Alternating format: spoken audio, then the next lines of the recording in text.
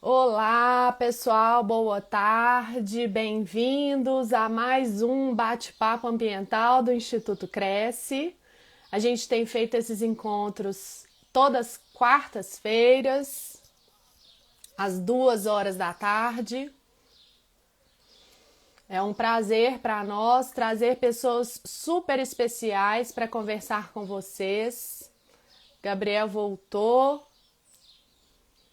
Vamos esperar a Ana aqui conectar. Pessoa super especial, tô super ansiosa aí por esse bate-papo de hoje.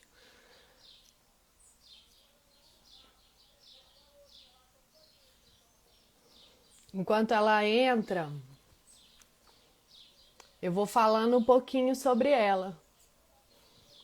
O que vocês acham? Vocês estão me ouvindo bem? Como é que tá aí?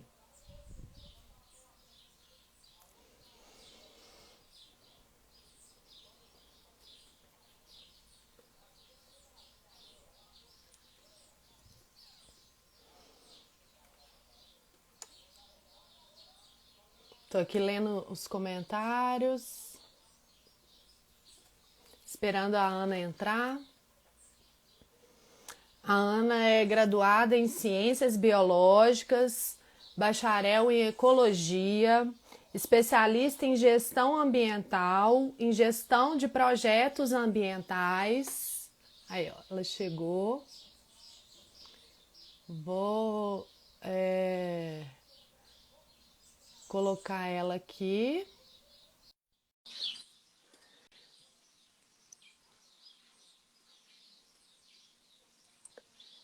Especialista, então, de gestão de projetos ambientais e políticas de gestão ambiental na Espanha. Estou te introduzindo, Ana. Ah, beleza. Eu tô te É ouvindo. Tô te autora de vendo. livros, foi presidente da Fundação de Desenvolvimento Sustentado e diretora de normalização da SEMAD, gerente da APASul, analista ambiental do IBAMA de São Paulo, chefe de área de relevante interesse ecológico Ameixal de São Paulo, consultora de desenvolvimento e inovação tecnológica do Polo de Excelência Mineral e Metalúrgico SECTES de Minas Gerais, gerente executivo e membro do comitê gestor do Geoparque Quadrilátero Ferrífero.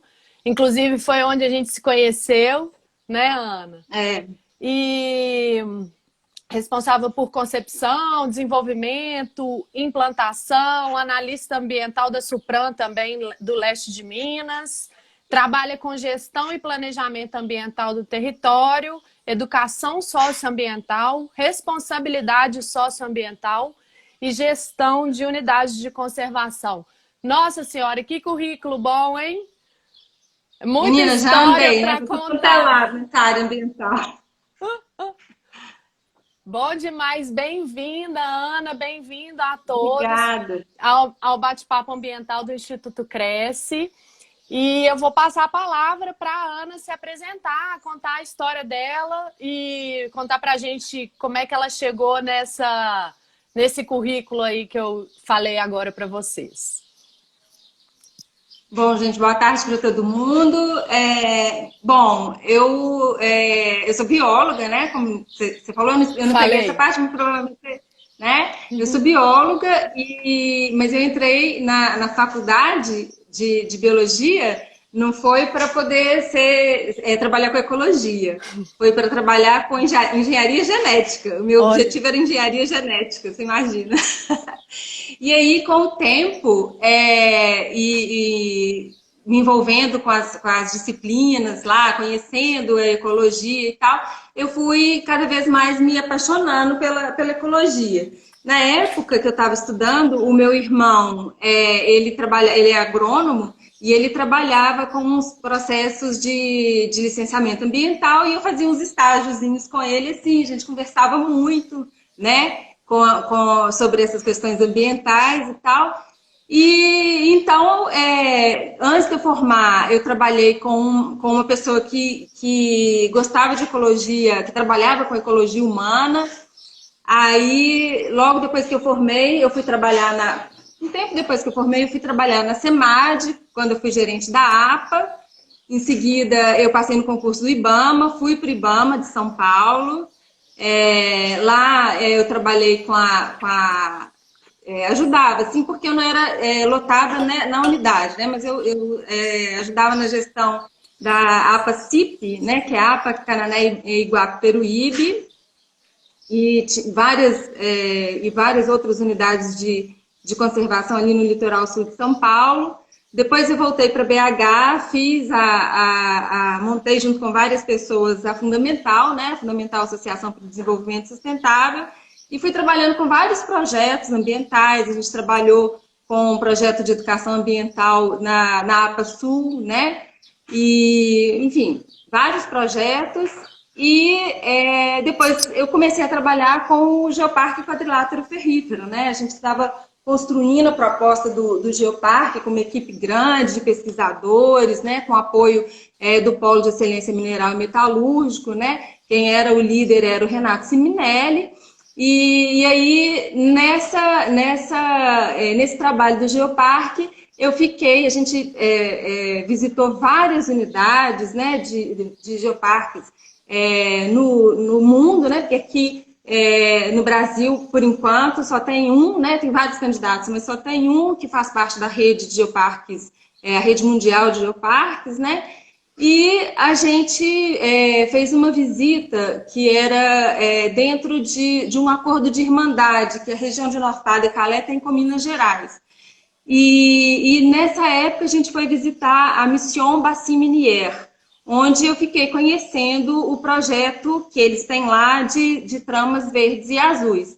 Na hora que eu escutei esse nome, já o meu olho já brilhou, né? Que é uma coisa que assim, interessante. Tramas, eles chamam lá de tramas verdes e azuis para conservação. Eu sempre trabalhei com conservação, sou apaixonada com essa temática. Então, a gente se aproximou, né, desse assunto.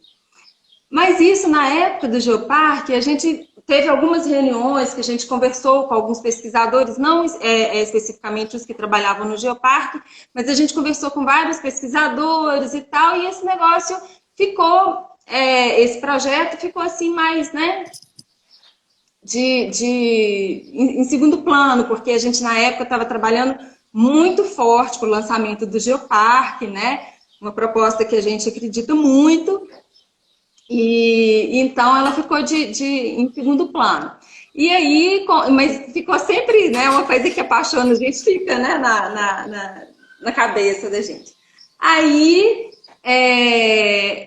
eu comecei agora, mais recentemente, eu comecei a pesquisar no meu projeto, né, do mestrado, depois de eu ter feito várias pós lato sensu, eu fui fazer recentemente uma pós em estrito sensu, né? Um mestrado aqui na UFJF, em Juiz de Fora, e então o tema da minha pesquisa é esse, as infraestruturas verdes e azuis, que lá na França chama tramas verdes e azuis, e aqui e em outros lugares do mundo há iniciativas e projetos com essa temática, e várias ações lá na Europa. Isso já é bem conhecido, consolidado, né?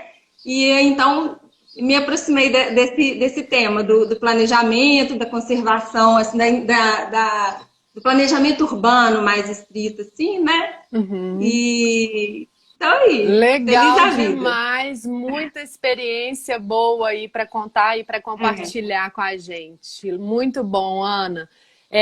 Eu, assim, pessoalmente, eu tenho que falar um pouco, né? A gente já teve a oportunidade de trabalhar juntas e foi muito bom, assim. Eu adorei trabalhar com você. Você tem uma energia muito boa, muito gostoso trabalhar com você, com as equipes que você coordena. E o mapa que você fez pra gente, né, pro Geoparque, ficou lindíssimo, um trabalho belíssimo. Obrigada. Muito bacana, de muita qualidade. Realmente, assim, adorei mesmo. Eu também fiquei muito orgulhosa. Não, de verdade mesmo, foi um projeto, um trabalho muito bacana, muito fino. Foi fino, e a gente criou uma metodologia, foi muito legal mesmo. Ana, Então, assim, eu queria que você contasse um pouco para a gente o que são realmente essas tramas, essas infraestruturas verdes e azuis, para as pessoas Legal. entenderem. Então, Eugênia, que são, o que a gente tem mais contato são as infraestruturas cinzas, né? Que a gente conhece como as infraestruturas cinzas. O que são? Toda estrutura construída, né? Por exemplo, estradas, viadutos, hospitais, escolas, rede de drenagem, de saneamento, tudo isso que a gente tem na cidade é conhecido como infraestrutura cinza. E com a demanda para poder integrar mais a natureza na cidade, foi se criado o que a gente chama de infraestrutura verde, né? Que é você trazer conceitos da conservação, de interligação dos ambientes, mesmo no ambiente urbano, né? Porque parece às vezes meio estranho a gente falar de conservação ambiental, corredor ecológico em áreas urbanas, né?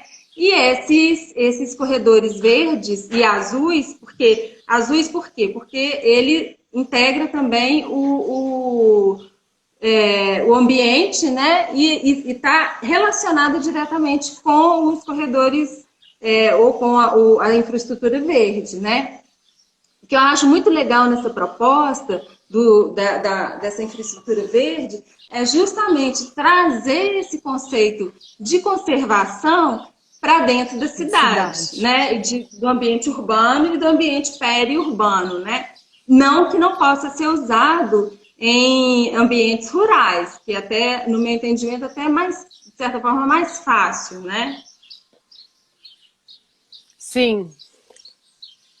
Mas assim, eu acho que, não sei se assim, vai complementar ainda, mas eu queria que você falasse assim, por que então que é importante eu formar esses corredores, né? Assim, qual que é a importância, assim, porque eu não sou bióloga, mas eu entendo que a gente, os corredores, eles são fundamentais para essa conexão entre as áreas, os remanescentes, né? Tanto da vegetação para essa troca genética entre as espécies e da fauna também, né? Assim, da flora e da fauna, né? Então, a gente pensa muito em bicho, né? Mas pouco em planta, né? Que precisa também, né? Os corredores, eles são pensados justamente isso. Como é que funcionam as coisas? É o seguinte, a gente faz as unidades de conservação, ou os espaços naturais protegidos, né? Por quê? Porque você quer salvaguardar as espécies que estão ali naquele local, que são consideradas como de importância ecológica, né? Aquele ambiente que é normalmente conservado, ele é um ambiente ecologicamente especial, vamos dizer assim. Ele precisa ser protegido. Por quê? Porque, primeiro, tem essa questão de você conservar a biodiversidade vegetal e animal. Desculpa, eu estou com uma filhotinha aqui, a gente adotou, ela estava mordendo o brinquedinho dela ali, alguma coisa machucou ela, deu uma... Mas aí, o que acontece? A gente cria esses espaços protegidos, mas isso é uma coisa muito importante, é uma coisa fundamental na conservação. O espaço protegido, ele não pode ser uma ilha, ele não pode ser um espaço que está isolado, sem nenhuma conectividade, porque não tem o que você falou, essa troca gênica entre as populações, que garante essa permanência e que essas espécies elas fiquem, vamos dizer assim, robustas, né? As populações fiquem robustas, capazes de resistir aos impactos que eventualmente acontecem. Por exemplo, aí na região metropolitana de Belo Horizonte, a gente tem várias unidades de conservação que elas estão sempre sofrendo pressão. Por quê? Porque tem uma área, uma metrópole, né? Elas estão inseridas numa metrópole É uma área, especificamente aí na área da região metropolitana, é uma área da exploração do ferro, né? E então é uma área que ficou durante muito tempo preservada justamente porque era uma área uma região, na verdade, que estava muito, vamos dizer assim, nas mãos da mineração, né? As mineradoras, elas tinham áreas grandes que elas não exploravam toda, e isso, de uma certa forma, ajudou a preservar.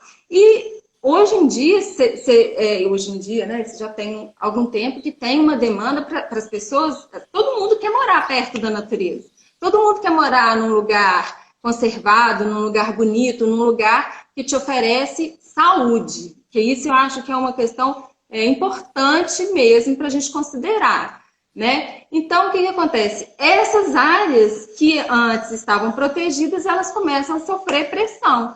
Pressão de uso, imobiliário, da mineração, né? No caso da APA Sul, a gente tinha uma questão dos trails e enduros, né? Que são muito impactantes. Então, assim, e é uma área, especificamente aí a região metropolitana, essa área que o Instituto cresce, é a área de recarga, né, dos aquíferos que abastecem Belo Horizonte. Inclusive, essa é a vocação que propiciou a criação da APA Sul, né? Foi justamente proteger os mananciais de água. E junto com esses mananciais, toda a vegetação, né, que está aí, todos os animais e todas as relações ecológicas e serviços ecossistêmicos que essa área presta. O que é um serviço ecossistêmico, né? É você ter a depuração que a natureza faz, por exemplo, da água, né? Do ar, né? Da temperatura, onde você um lugar que tem vegetação. Não sei se você já fez essa experiência. Eu gosto muito de fazer isso quando eu estou viajando, dirigindo. E eu sempre noto, eu vejo que vai vir um fragmento de mata, assim. Antes eu coloco a mão, você faz depois para você coloca a mão para fora, o ar está quente. Na hora que você passa perto, você se aproxima, você não está nem debaixo das árvores, né? Nessa mata perto da estrada, assim. Na hora que você passa pela mata, o ar fica fresquinho. Então, esse conforto térmico que os ambientes naturais propiciam também é um serviço ecossistêmico. E o que são, no fundo, esses serviços, famosos serviços ecossistêmicos? São vamos dizer assim, grosso modo, as coisas que sustentam a vida. E não só vida de bicho, mas vida de gente, né? Porque, em última instância, quando a gente fala de conservação, eu até acho muito engraçado, porque na época que eu trabalhava com licenciamento, o povo falava, bichinho e plantinha. Mas, na verdade, quando você fala em conservação, você está falando em conservação de qualidade de vida para as pessoas. Nada muito diferente disso, né? Porque a gente está inserido no ambiente natural. A gente não pode esquecer que a gente evoluiu, né, como uma espécie animal no ambiente natural e que a gente depende, sim, desses componentes para poder manter a nossa vida e a nossa saúde, né? O nosso bem-estar, não é? Sim, muito legal essa explicação. Eu acho que dá para entender bem, deu para entender bem, então, a importância da gente garantir, né, salvaguardar, foi a palavra que você usou, a manutenção dos serviços ecossistêmicos, ou seja, que são os serviços que a natureza promove gratuitamente, abundantemente, né, para nós, e que a gente é muito beneficiado, que isso tem um impacto direto na nossa saúde e qualidade de vida, né? Exatamente. Então, a gente, em vez de investir em hospital, em medicina preventiva, a gente vai investir em qualidade de vida, né? Em qualidade de... na verdade... Você vai ficar... na verdade, doente, isso... né? Na verdade, isso é uma questão preventiva mesmo. Pra você ver que é uma coisa tão assim... que a gente não precisa de grandes elaborações, assim, né? As pessoas naturalmente já procuram ambientes naturais para se distrair, para ter um lazer, né? haja vista, outro dia mesmo eu estava vendo que perto de Juiz de Fora tem uma cachoeira que é muito procurada pelas pessoas para se divertir no final de semana, né? Porque não tem nada mais, eu acho, não tem nada mais gostoso do que você fazer uma caminhada ao ar livre, né? Você ter esse contato com a natureza. É fundamental, a gente precisa disso para garantir a saúde da gente, o bem-estar da gente, né? É isso. E Então, aí, o que acontece? Acontece o seguinte, Júnior,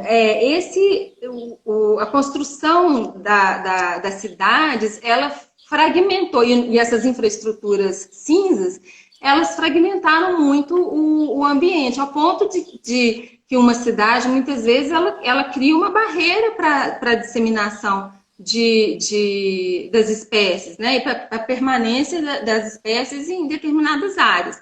Tanto assim que a gente tem estudos que mostram que, por exemplo, tem uma determinada área que está relativamente preservada, não necessariamente precisa ter unidade de conservação, né? Mas uma área natural. Quando você passa uma estrada, aquilo ali é considerado uma barreira para muitas espécies. E aí a gente vai monitorando essas espécies, a evolução das populações ao longo do tempo, a gente vai vendo espécies que têm ciclo de vida mais curto, que reproduzem mais depressa, a gente consegue ver isso mais rapidamente, né? Mas a gente consegue ver que a população ela vai divergindo geneticamente, entende? Então, em vez de se tornar uma população, ela vai se formando, na verdade, duas populações. Olha que e muitas vezes, isso, Ana. E para determinados organismos, isso pode ser uma barreira grande pelo seguinte, a população ela precisa de um determinado número de indivíduos para ela ser viável, né? Tanto assim que hoje em dia se fala, tem espécies que elas têm representantes vivos, mas elas estão funcionalmente extintas, né? Então, o que acontece? Muitas vezes uma população, dependendo do tipo de espécie que a população ela é pequena se ela é dividida por uma estrada ou por uma outra infraestrutura cinza que bloqueia esse fluxo gênico que você comentou, elas vão virando duas populações separadas e muitas vezes mais frágeis do que quando era uma população só. Então, a cidade e as infraestruturas cinzas, elas têm infelizmente, essa característica muitas vezes de dificultar, né, os processos ecológicos e tal. Então, a infraestrutura verde, na verdade, é uma possibilidade da gente ir trazendo os conceitos da ecologia para dentro da cidade, para o bem da conservação ambiental e para o bem das pessoas, né? Então, por exemplo, tem algumas experiências que já aconteceram, que estão implementadas na Europa. Por exemplo, em Navarra, na Espanha, foi feita a implantação num trecho de um rio, que eles recuperaram os meandros dos rios e usaram várias técnicas para poder promover a questão vamos dizer assim, da funcionalidade ecológica desse rio, né? Devolver de novo a função ecológica desse rio e, inclusive, proteger as populações dali do entorno do rio contra as enchentes, né? Que estão cada vez mais comuns por conta do aquecimento global, né? Das mudanças climáticas, né? Que antes a gente falava aquecimento global, mas hoje em dia a gente usa o termo mudanças climáticas. E também para poder estabilizar a questão do fornecimento de água, né? Então, assim, por exemplo, tem uma outra experiência também que foi feita no sul de Madrid. Essa área eu até visitei antes deles fazerem um trabalho mais intenso de... Oi? Foi em Valência? Não, Valência não. Foi no sul de Madrid mesmo, no Rio Jarama, que chama. É uma bacia do Rio Jarama que estava antigamente para construir a cidade de Madrid, eles tiraram muita areia daquela região. Então ficou um ambiente muito desnaturalizado, sabe? Muito impactado. E então o governo da Espanha estava investindo bastante, isso até é uma questão importante que a gente precisa comentar depois, mas o governo da Espanha estava investindo bastante na renaturalização dessa área. E aí eu visitei antes deles implementarem um projeto lá justamente de infraestrutura verde, no conceito de infraestrutura verde azul. Eles estavam fazendo uma renaturalização, mas com outra metodologia, várias intervenções pesadas, assim, de movimentação de terra e tal, para poder recompor o ambiente. E aí foi muito interessante, porque o pesquisador, que é o Fernando Madaleno Mas, que acompanhou a gente nessa visita, que era o coordenador do projeto, ele contou para a gente isso. Olha, a gente já está vendo nessa região o retorno de espécies de aves que já não ocorriam aqui mais. Então, você vê, com uma pequena renaturalização das espécies, né? E depois, então, eles fizeram, agora mais recentemente, foi a partir de 2015, eles implantaram já um projeto mais voltado nessa metodologia da infraestrutura verde e azul. Tem uma outra experiência também que foi feita em Roma, mas aí foi num bairro, sabe, que tinha uma demanda por a população estava sentindo assim que estava muito sem espaço verde para utilização e tinha essa demanda. Então, a universidade, eu não me lembro agora, eu me esqueci o nome da universidade, eles fizeram um projeto e implantaram o projeto de infraestrutura verde nessa área de Roma. Então, eles revegetaram muitas áreas. Como era uma área urbana já consolidada, eles não tinham área que não tinha como tirar, né, os proprietários da área por conta de custo e acaba causando um certo incômodo, né, social. Mas aí eles planejaram assim, em volta de estradas eles revegetaram, na margem dos rios eles renaturalizaram e tiveram muito sucesso, né? Em Nord-Pas-de-Calais foi feito isso também, um projeto desse, e a região metropolitana de Belo Horizonte, durante a construção, né, ou a elaboração do plano metropolitano, foi introduzido essa metodologia das tramas verdes e azuis que foi usada lá na França. Só que o que aconteceu foi o seguinte, é muito interessante ler, tem trabalhos publicados sobre isso, e é muito interessante a gente ver o seguinte, eles relatam, foi a equipe da UFMG, CEDEPLAR e o pessoal do IGP também, né? CEDEPLAR, a professora Heloísa, sim. Né? A Ana Mourão teve envolvida, né?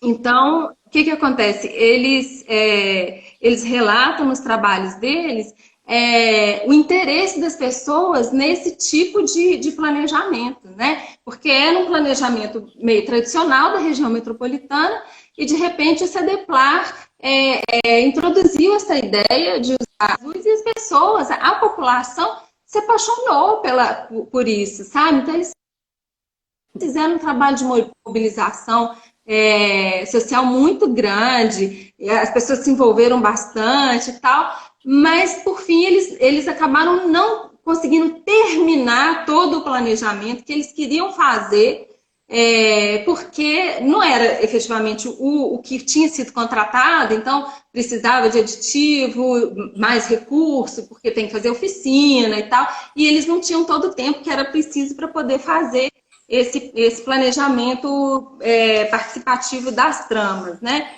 Mas acabou que eles dentro de tudo que já tinha sido construído, eles consolidaram e incorporaram no plano metropolitano.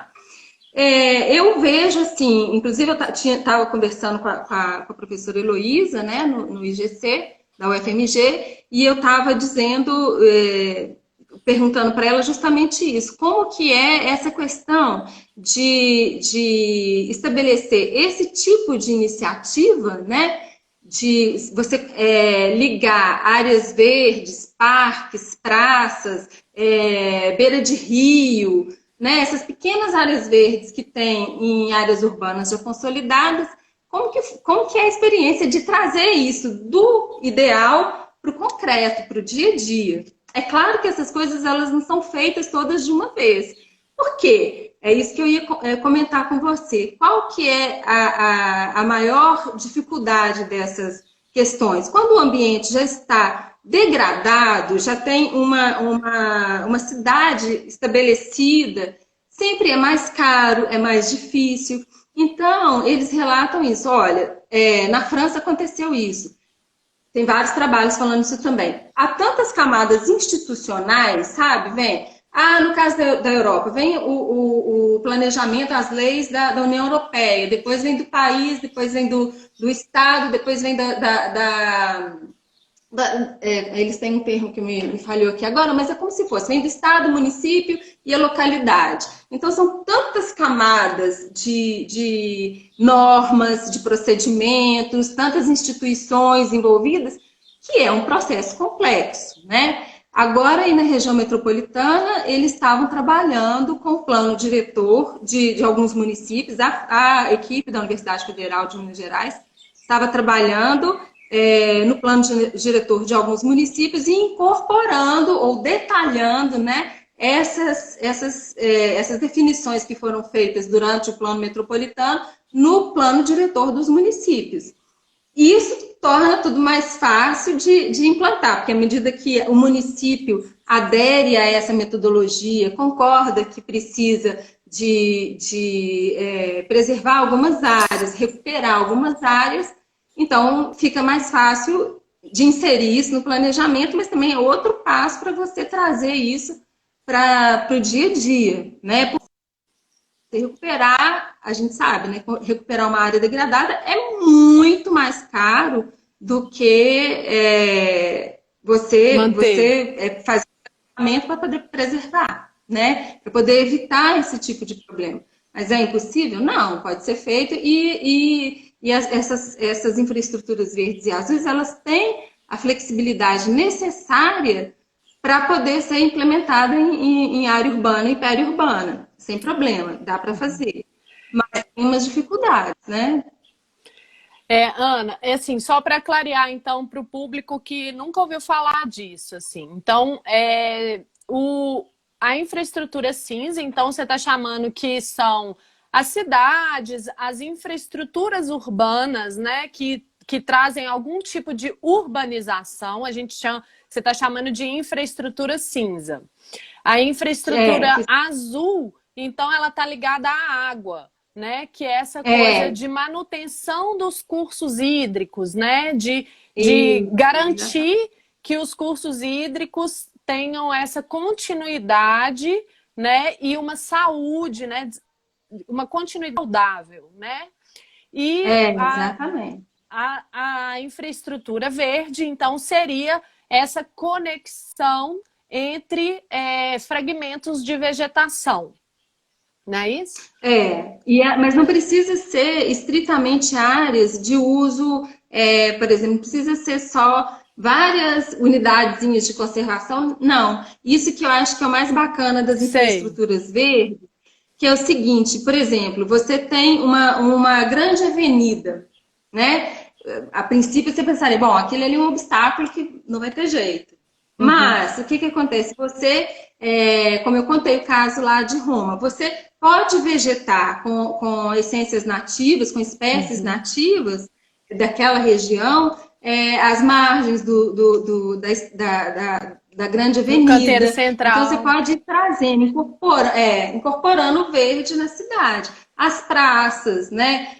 Espaços públicos que você pode fazer, inclusive uma coisa muito interessante que aconteceu em Belo Horizonte foi a questão da agricultura urbana, né? A agricultura urbana, ela se integra, ela pode compor um corredor, uma infraestrutura verde. Os telhados verdes também. Então, são várias metodologias de trazer, né, essa natureza para a cidade. Que possibilita, ou seja, não é inviabilizar, porque eu acho que uma coisa muito importante, sabe, Júnior, que eu vejo aqui no Brasil e que é comentado também em alguns trabalhos, é o seguinte, no Brasil a gente tem muito uma questão de fazer unidades de conservação, o espaço é protegido e a população ela não pode desfrutar, né? Ela Isolado da não população. tem, não é tão bem-vinda. E não é só uma questão de conhecer para preservar, mas é da pessoa sentir como que é importante para a vida dela, para a saúde dela, para o bem-estar dela, ela ter contato com a natureza, né? Então, tanto para unidades de conservação, isso vale, quanto, por exemplo, você imagina, você sofre de diabetes, o seu médico fala com você, olha, você vai ter que fazer caminhada todo dia.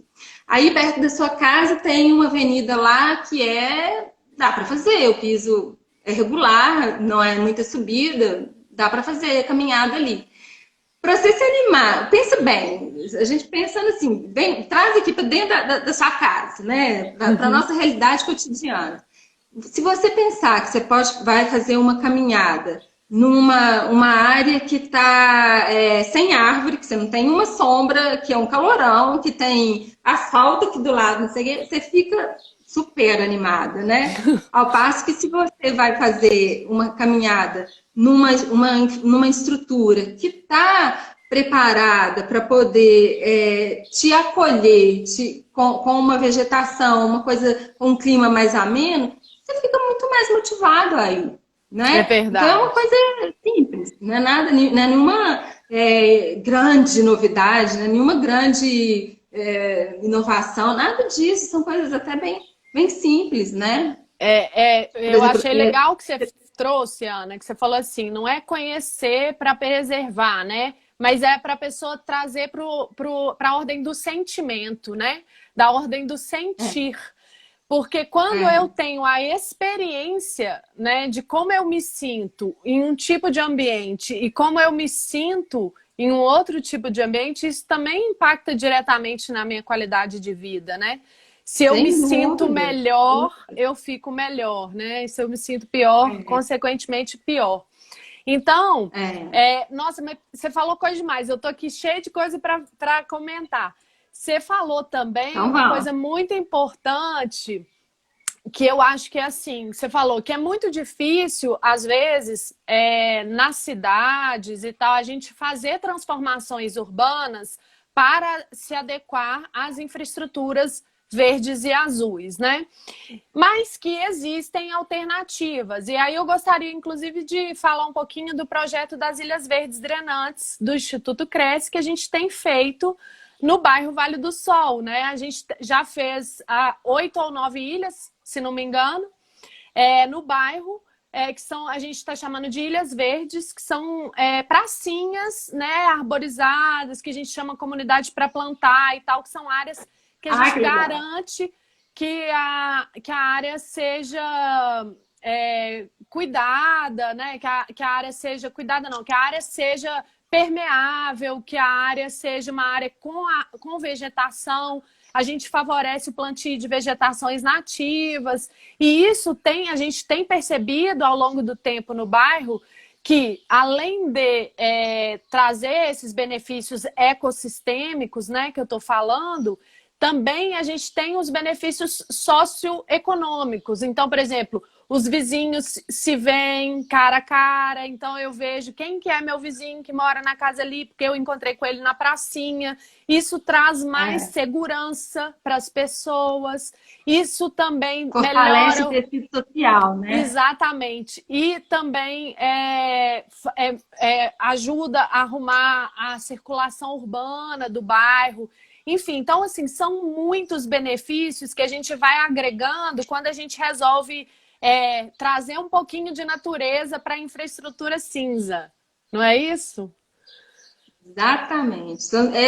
São muitos benefícios, né? E eu acho assim, Júnia, igual vocês estão fazendo, né? Muito provavelmente vocês estão fazendo uma área que não estava ocupada lá, que ainda não está sofrendo de alguma forma, ou numa área que talvez não sofra, né? Então, o que acontece? Se você consegue pensar no planejamento urbano, a inserção, como fez Belo Horizonte, né? A região metropolitana de Belo Horizonte. Se você consegue, no seu planejamento, você inserir essas coisas até antes de que essa cidade se consolide, né, de uma forma inadequada, Melhor. Primeiro que está mais barato, né, é muito mais fácil, porque já está planejado, né, normalmente, isso é um relato do pessoal do Plano Metropolitano, eu achei muito interessante, sabe, você está falando essa questão da água, eles relatam o seguinte, que, porque normalmente o ente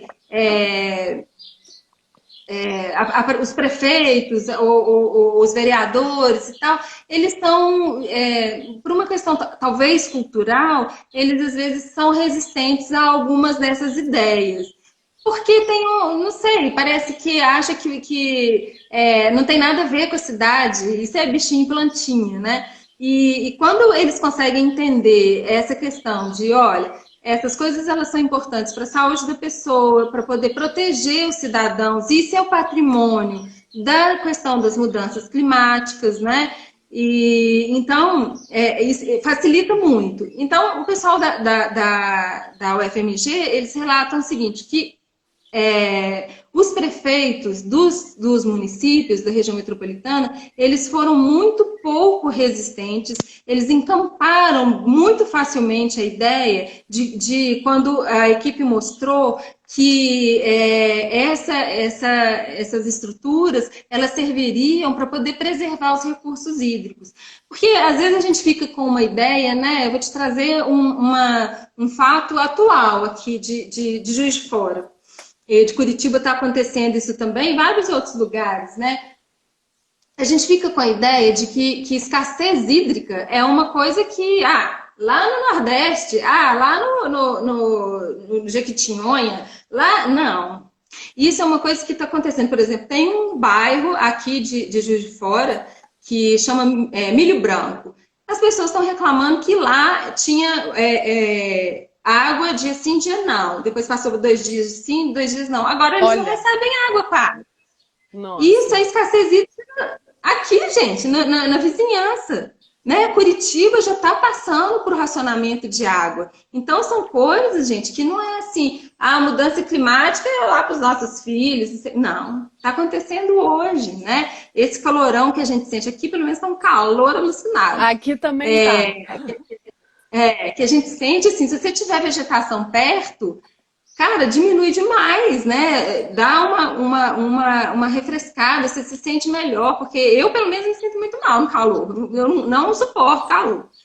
Então, assim, são pequenas coisas que também, sabe, Júnior, fica parecendo assim, vamos fazer uma infraestrutura verde para o lugar, tem que tirar esse estádio de futebol aqui para poder fazer uma florestinha. Não é nada disso, né? É uma coisa completamente amigável para a área urbana, completamente amigável, não é nada de outro mundo, sabe? São, inclusive, várias técnicas, são técnicas que já são consolidadas de várias áreas do conhecimento, tanto da agronomia, quanto da engenharia, quanto da biologia. São soluções, né? E adaptações, às vezes, muito simples, né? Como, por exemplo, você tirar o asfalto e colocar um calçamento, talvez um intertravado, que tem permeabilização de água, né? São vários. E às vezes, o Júnior, às vezes é o seguinte, tem área que, não tem jeito de tirar o asfalto, porque as pessoas gostam de asfalto, ou tem uso intenso, não sei o quê.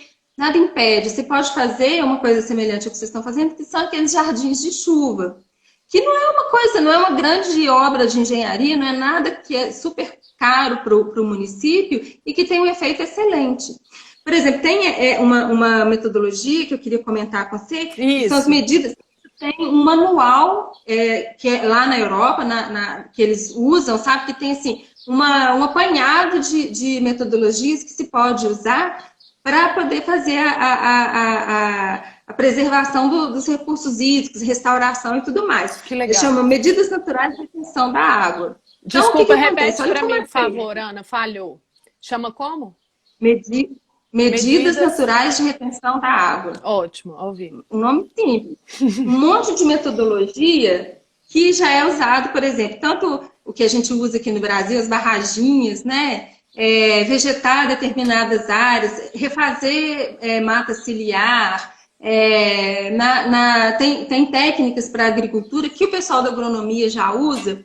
Então, assim, eles fazem tem lá um catálogo de soluções, um apanhado de soluções que podem ser implementadas, que muitas vezes elas não são caras.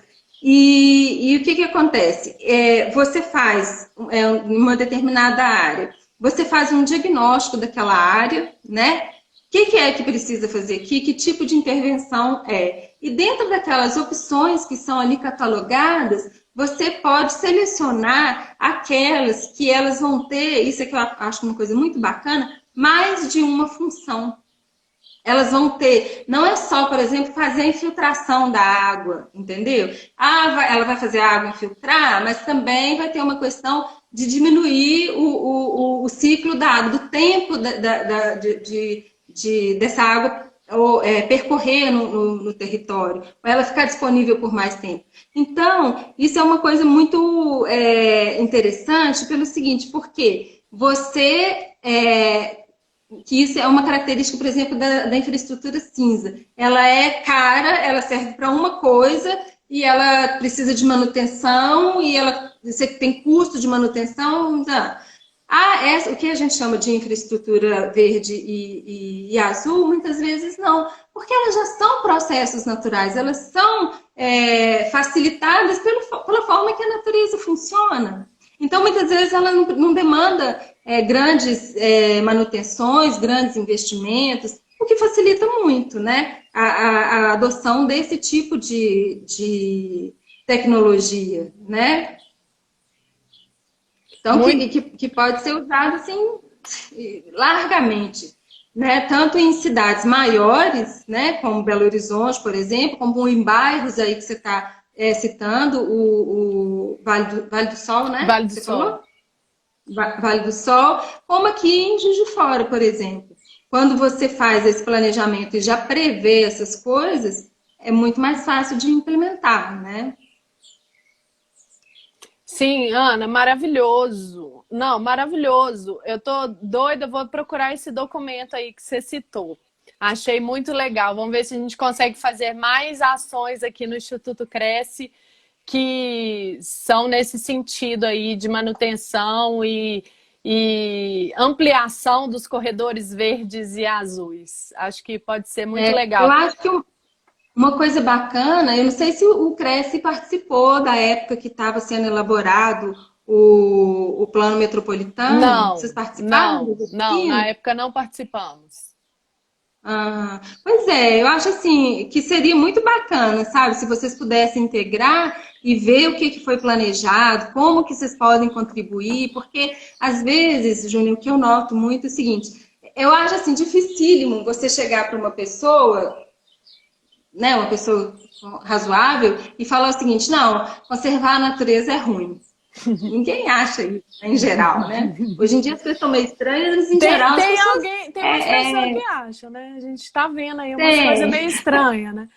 Acontece, tem acontecido, né? Mas assim, eu acho que se explicasse bem explicadinho as vantagens que tem você respeitar as questões ambientais, eu acho que ninguém conseguiria ficar contra, sabe? Ninguém, porque são tantos benefícios que traz, tanto assim, como eu falei, sabe, eu sempre penso isso, não é para bichinho e plantinha, gente, é para gente, né? É para a vida humana. É claro que a conservação, igual eu falei, minha paixão é a conservação ambiental, minha paixão. Mas a gente tem que colocar o homem junto nisso também, né? Porque senão você acaba não conseguindo dialogar com a outra parte e aí você acaba não conseguindo nenhum avanço, né? Então, assim, eu acho que é muito bacana, por exemplo, seria muito legal se o Instituto Cresce pudesse se aproximar dessa implantação, do que está previsto, ou colaborar, por exemplo, na hora que for, eu não sei como é que está essa questão do plano diretor de Nova Lima, de Brumadinho e tal, se o Instituto Cresce pudesse se aproximar desses movimentos, né, desse movimento institucional, né, e colaborar, seja com o planejamento, seja com a implantação, cara, fantástico, né? Porque você traz isso também para perto das pessoas, porque também não adianta nada, sabe? Isso é uma coisa que também aqui no Brasil anda meio alquebrada, que é a participação popular, né? Nesse planejamento e nessas decisões, né? Se as pessoas podem participar, se elas podem ter voz, se elas podem contribuir, a adesão delas a esse tipo de situação, de novidade, é muito maior, né? Essa resistência que tem institucional das populações e tal, ela é vista não só aqui no Brasil, porque a gente fica achando que né, esse é o problema do Brasil. Não. Esse caso lá de Navarra, eles relatam isso, sabe? Olha, às vezes o trabalho deles foi feito numa região rural e tinha alguns núcleos urbanos já consolidados, mas nada muito grande, numa cidade grande e tal. E mesmo assim, quando chegou com essa notícia de que o governo ia fazer uma renaturalização do rio, adotar algumas metodologias e algumas intervenções que iam até beneficiar as pessoas, né? Porque não ia ter as cheias mais, né? Encheias, as enchentes e tal. Diz que eles relatam, né? Que as pessoas ficavam com o pé atrás. Ai, não, mas como assim? O que é isso? O que vai acontecer? Mas e a minha propriedade? Não sei o quê. Mas à medida que elas foram participando, que elas foram conhecendo e tal, elas ajudam na implantação. Fica tudo muito mais fácil, né? Esses vários entraves que tem institucionais, da questão da legislação, da questão das várias, vamos dizer assim, várias camadas de administração, elas podem ser vencidas, né? Quando a gente consegue, de fato, implementar, né? Essas ideias. E isso sempre é mais fácil com as pessoas participando. Sim, Ana, a gente tem procurado, a gente participa muito, assim, a gente falta fôlego, sabe?